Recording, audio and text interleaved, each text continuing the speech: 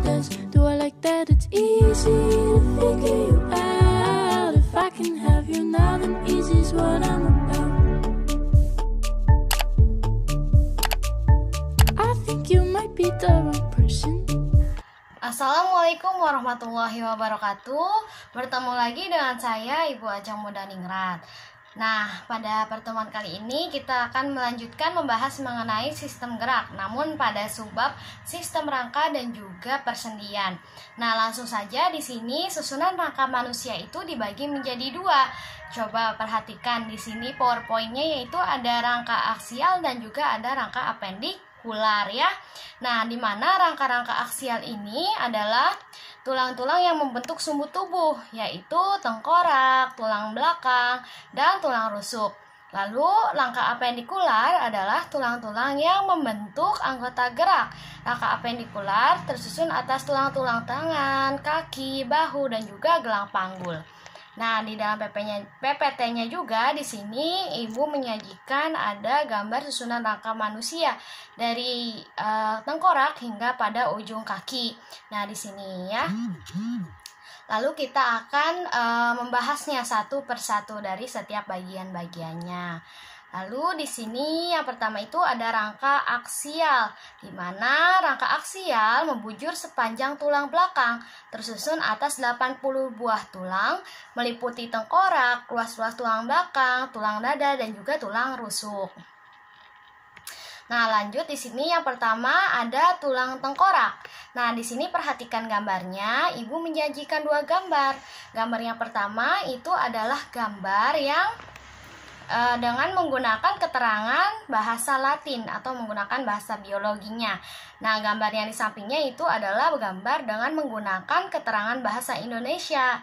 Jadi, hal ini bertujuan untuk agar kalian itu mudah belajar di rumah. Seenggaknya kalian mengetahui atau bahkan bisa menguasai bahasa Latin yang ada pada rangka manusia itu ya. Coba yuk, pertama di sini perhatikan. Yang pertama itu ada frontal bone di sini ya. Frontal bone ini adalah tulang dahi. Lalu di sini ada nasal bone. Nasal bone adalah tulang hidung ya. Nah, di sini ada maxilla atau tulang rahang atas. Lalu di sininya ada mandibula atau tulang rahang bawah. Lalu selanjutnya ada tulang pipi atau tulang zygomatic bone ya. Nah, di sini ada tulang pelipis atau dinamakan temporal bone. Lalu di belakangnya ini kepala belakang atau tulang tengkorak itu dinamakan occipital bone. Dan juga di sini tulang ubun-ubun dinamakan parental bone ya. Nah, di sini kalau adik-adik mau belajar di rumah tapi lupa, boleh lihat lagi ya. Di mana tulang tengkorak tersusun atas 22 tulang yang dibagi dalam dua bagian utama, yaitu kranium dan tulang wajah. Di mana kranium itu adalah tulang tengkorak. Tulang tengkorak berfungsi untuk melindungi otak dan juga organ-organ indera, mata dan telinga dalam, dan memberi bentuk pada wajah. Lalu selanjutnya di sini ada tulang wajah. Nah, tulang wajah juga sama di sini ya. Ibu memberikan dua gambar. Gambar yang pertama itu dengan menggunakan bahasa Latin, yang kedua dengan menggunakan keterangan bahasa Indonesia.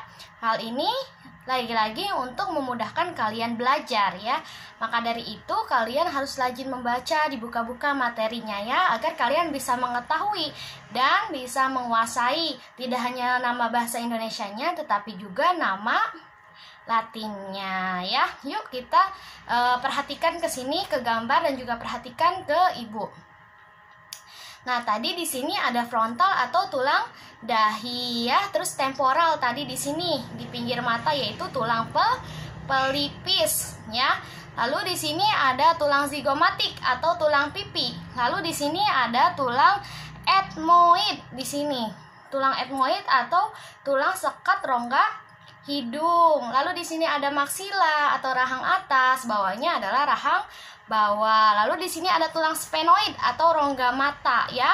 Lalu ada lacrimal atau tulang air mata. Lalu selanjutnya di sini ada tulang parental yang tadi ya, parental dia di sini atau tulang ubun-ubun seperti itu. Jangan lupa dibaca lagi biar kalian bisa menguasainya ya. Di mana tulang wajah tersusun atas 14 tulang yang membentuk bagian rongga mata, rongga hidung, serta memberi tempat perlekatan yang kuat bagi gigi dan otot. Nah, selanjutnya di sini rangka aksial yang ketiga itu ada ruas-ruas tulang belakang. Coba perhatikan gambarnya di sini. Ruas-ruas tulang belakang atau vertebrae terdiri atas 33 tulang tidak beraturan yang terpisah-pisah. Antar ruas dihubungkan oleh cakram, keping, kartilago.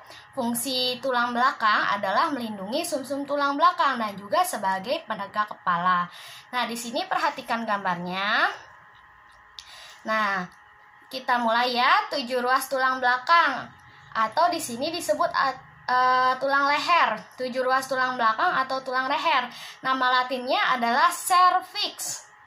Lalu ke bawahnya ada 12 ruas tulang punggung atau toraks. Lalu selanjutnya di sini 5 ruas tulang pinggang atau lumbar. Lalu 5 ruas tulang kelangkang dinamakan sacrum. Dan juga 4 ruas tulang ekor dinamakan koksi ya. Kalian perhatikan baik-baik, boleh dicatat barangkali lupa ya. Coba ibu ulangi lagi. 7 ruas tulang belakang adalah cervix, 12 tulang punggung adalah toraks, 5 ruas tulang pinggang adalah lumbar, lalu 5 ruas tulang kelangkang adalah sacrum, dan 4 ruas tulang ekor adalah koksi ya, nama latinnya. Lalu yang keempat yaitu ada tulang dada dan juga tulang rusuk, di mana tulang rusuk menempel pada tulang dada atau nama latinnya adalah sternum dan ruas-ruas tulang belakang. Tulang rusuk, tulang dada, dan tulang belakang secara bersama-sama membentuk semacam kurungan untuk melindungi jantung dan paru-paru. Nah, di sini perhatikan gambarnya, tulang dada itu yang berada di tengah. Nah, yang paling atas itu namanya adalah tulang hulu. Yang tengah itu namanya tulang badan. Yang ujung itu namanya tulang pedang-pedangan. Paling bawah dan lancip, agak lancip ya. Lalu tulang rusuk juga dibagi menjadi 3. Yang pertama itu ada tulang rusuk sejati, jumlahnya 7 pasang. Tulang rusuk palsu jumlahnya 3 pasang. Dan tulang rusuk melayang jumlahnya 2 pasang. Coba ya, di sini tulang rusuk melayang itu karena tidak ada sambungannya. Ya, sampai ujung situ aja. Sampai tidak ada sambungannya seperti tulang rusuk yang di atasnya. Coba perhatikan gambarnya ya, seperti itu. Maka dari itu dinamakan tulang rusuk melayang. Lalu selanjutnya di sini ada rangka apendikuler, di mana rangka apendikuler tersusun atas 126 tulang yang meliputi tulang anggota gerak. Nah, tulang anggota gerak ini pun dibagi menjadi 2 ya. Ada tulang anggota gerak atas atau tangan dan juga tulang anggota gerak bawah atau kaki. Lalu ada gelang bahu dan juga gelang panggul. Yang pertama itu ada tulang tungkai. Nah, perhatikan di sini gambarnya ya, gambar lengan atau gambar anggota gerak atas. Di sini itu ada gelang bahu. Lalu lengan atas yang dinamakan humerus. Lalu di sini ada radius ya. Di sini ya ada radius, lalu di sini ulna. Radius atau tulang pengumpil. Kenapa Bu dinamakan tulang pengumpil? Karena di sini nih. Nah, sejajar dengan telunjuk dinamakan tulang pengumpil dan juga tulang hasta. Jadi ibu ulangi, gelang bahu, humerus, radius, ulna, dan juga di sini ada falang. Falang itu apa? Falang itu adalah tulang jari. Lalu perhatikan gambar sampingnya, yaitu gambar telapak tangan atau tulang-tulang tangan ya. Jadi di sini ada karpal itu pergelangan tangan, metakarpal adalah telapak tangan, dan juga falang ini adalah jari-jari. Nah, di sini ada yang di sini yang paling bawah namanya proximal falang. Lalu yang kedua di sini namanya intermediate falang. Dan yang ketiga ini, lapisan ketiga, jajaran ketiga itu namanya distal falang ya. Jadi di sini pergelangan tangan adalah karpal. Lalu di sini telapak tangan adalah metakarpal dan jari-jari adalah falang. Nah, selanjutnya di sini ada, perhatikan gambar anggota gerak bawah atau kaki. Nah, di sini itu ada femur. Femur adalah tulang paha. Lalu patella adalah tulang tempurung lutut. Lalu di sini ada tibia adalah tulang kering dan juga fibula adalah tulang betis, dan juga lalu selanjutnya ada falang. Falang adalah tulang jari-jari ya. Selanjutnya di sini radius dan ulna tungkai atas berhubungan dengan 8 ruas tulang pergelangan tangan, 5 ruas telapak tangan, dan 14 ruas tulang jari. Tibia dan fibula tangkai bawah berhubungan dengan 7 ruas pergelangan kaki, 14 ruas tulang jari. Tibia yang panjang atau tibia itu adalah tulang kering, berfungsi untuk menyokong berat tubuh. Sedangkan fibula atau tulang betis yang ramping untuk mengatur pergeseran pergelangan kaki ya. Nah, seperti itu. Lalu selanjutnya di sini ada tulang gelang bahu dan juga tulang gelang panggul. Nah, perhatikan gambar yang gelang bahu dulu ya. Tulang gelang bahu ini dibagi menjadi 2. Ada tulang selangka dan juga tulang belikat. Nah, tulang selangka nama latinnya adalah clavicula. Clavicula ya. Ingat-ingat kemarin tulang selangka ini yang bentuknya S di sini. Bentuknya S di sini namanya tulang selangka, dan juga tulang belikat itu scapula. Ingat-ingat, tulang selangka adalah clavicula, tulang belikat adalah scapula ya. Lalu perhatikan gambar gelang panggul. Di sini ada tulang panggul pria dan wanita.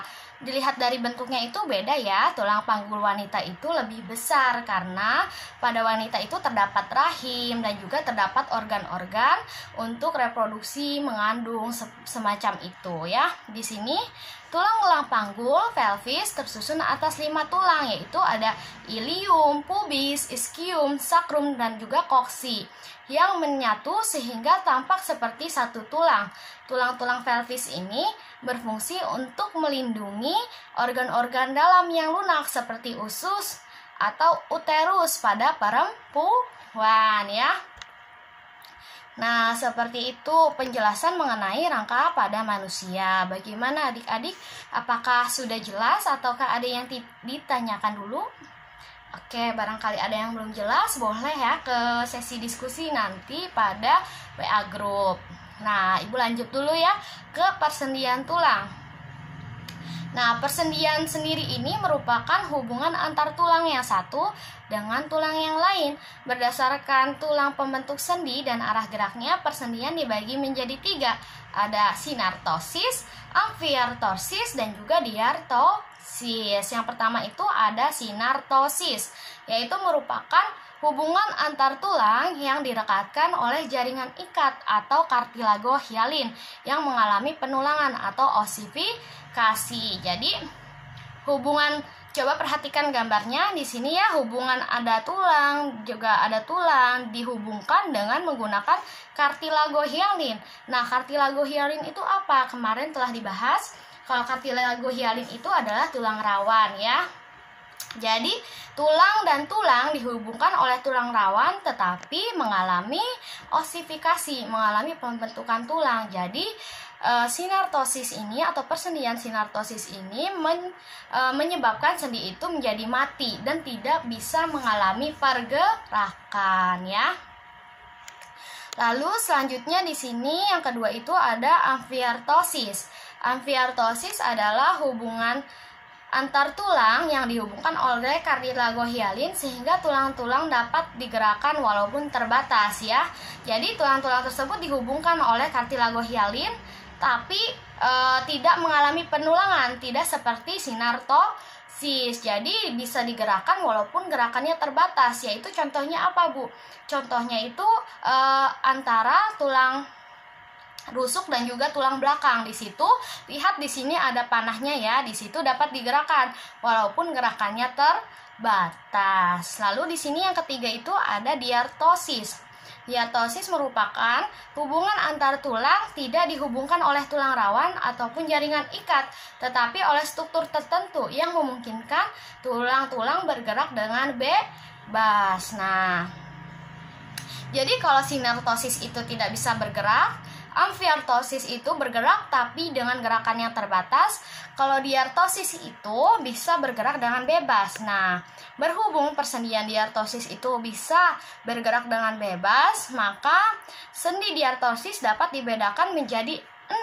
Yang pertama itu ada sendi luncur. Sendi luncur adalah sendi yang bergerak searah atau saling bergeser. Nah, contohnya apa, Bu? Bergerak searah dan juga saling bergeser. Contohnya adalah pergelangan tangan, pergelangan kaki, telapak tangan, dan juga telapak kaki ya. Lalu yang kedua itu ada sendi putar yang memungkinkan tulang memutari tulang yang lain. Nah, ini dia contohnya adalah tulang pengumpil dan juga tulang hasta. Kan bisa memutar ya.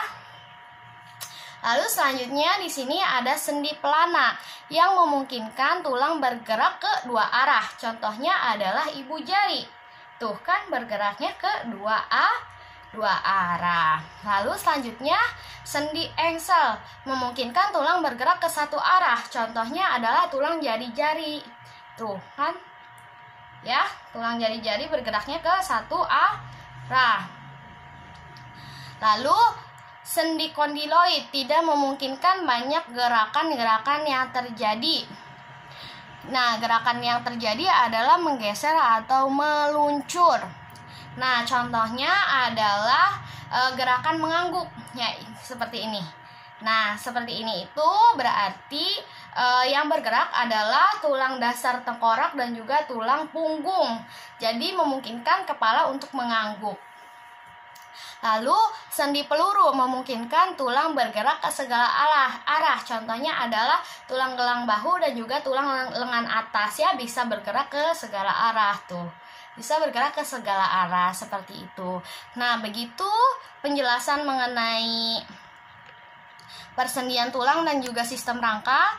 Apabila ada yang belum mengerti, nanti dijelaskan atau didiskusikan di WA group. Nah, lalu di sini ada tugas individu. Nah, tugasnya ini buatlah gambar rangka pada manusia seperti gambar di samping, atau boleh mencari referensi gambar di internet mengenai rangka manusia, lengkap dengan keterangan dan juga warna. Lalu tugas difoto dan dikirimkan di WhatsApp grup. Waktu pengerjaannya adalah 2 minggu. Ini tugasnya adalah tugas individu ya. Apabila ada yang ditanyakan, boleh didiskusikan di WhatsApp grup. Sekian dulu penjelasan dari Ibu. Assalamualaikum warahmatullahi wabarakatuh.